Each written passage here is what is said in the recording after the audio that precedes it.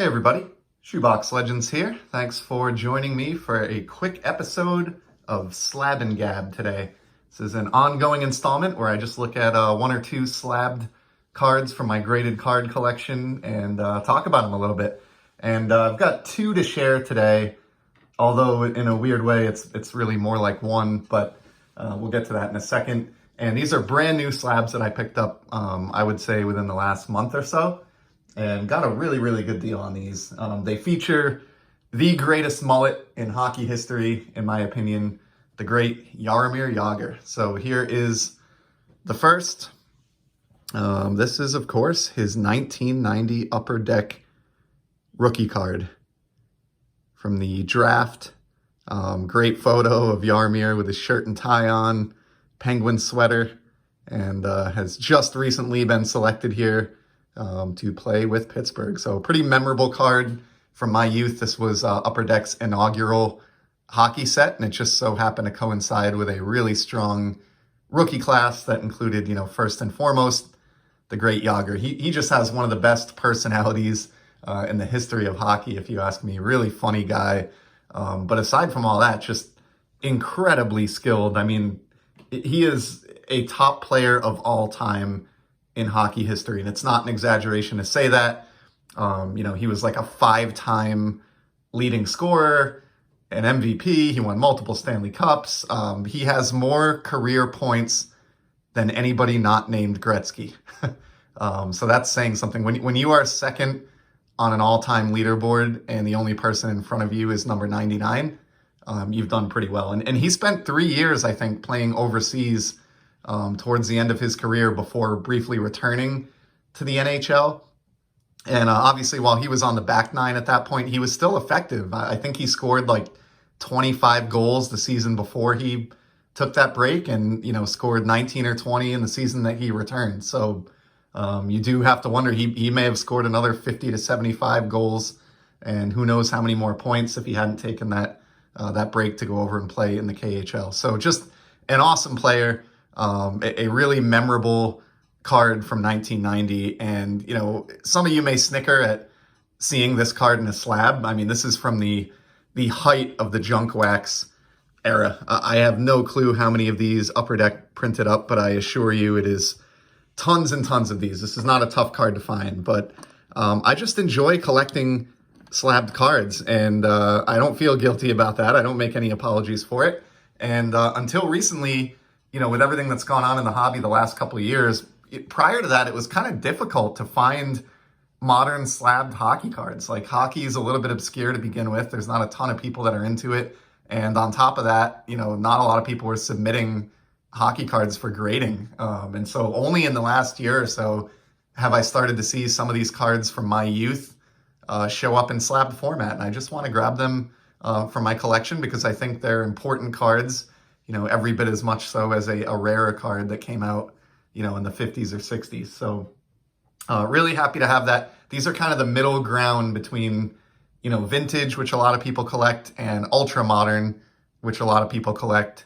And it's nice for these cards to get a little bit of attention in my slab collection. So the other one that I have to show today is the exact same card, but I like that card so much, and I think Jagr is an important enough player, and found a deal that I just couldn't pass up, and was able to add the card to my collection in a nice CSG slab as well.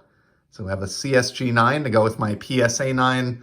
I'm not going to give the whole rant right now about CSG. I've done it, a couple of times already, but suffice it to say, their slabs and their plastic are just absolutely beautiful. I know not everybody's wild about the flip, but if you are a graded card collector, I highly encourage you to try to get one of these in hand, either at a card show or just buy a cheap one online and just take a look at it in person. And you may be more impressed than you were expecting to be.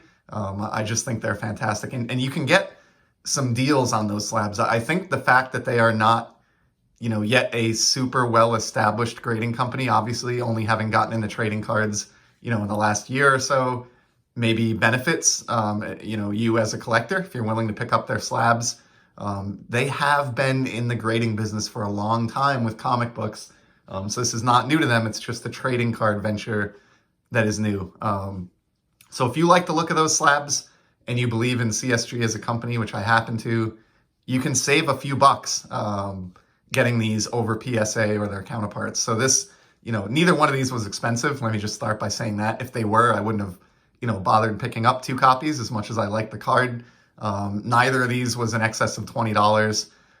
But the CSG slab was only about 2/3 the price of the PSA slab. And that card looks identical, looks beautiful in the slab, and happy to bring that home. And I mean, these were in the $15 range. The CSG may have even been a little bit below that. And when you start to think about that, I really think there's some wisdom in picking up slabs in this range. And the reason I say so, I looked this up before the video. Getting this Jagr rookie raw now, quote unquote, on ComC or otherwise, it's like a $3 to $4 card.